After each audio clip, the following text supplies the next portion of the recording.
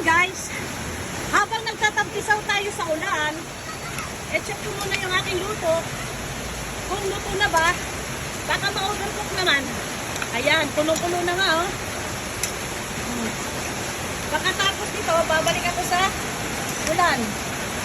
Ayan. Ayan, diba sabi ko sa inyo kanina, magpo-produce ng sarili niyang sabaw. Ayan na nga oh. Kaya hindi ko na nilagyan ng maraming tubig ko kanina.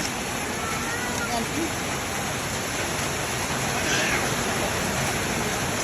Ayan, haluin natin ng haluin para magpantay ang luto ng upo. Oh.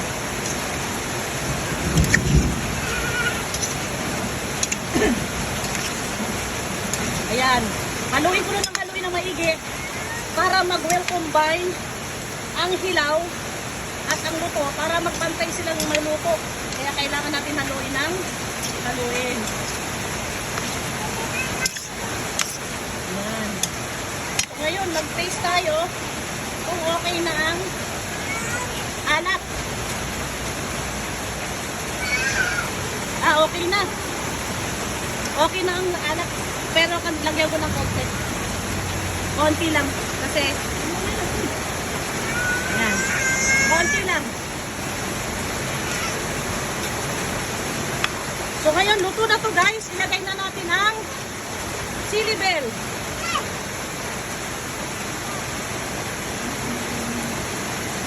Goods na ito, luto na. Patayin na natin ang apoy.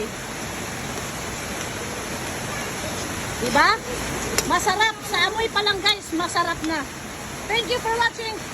Antayin nyo ako sa aking face reveal mamaya. Maligo muna ako sa ulan.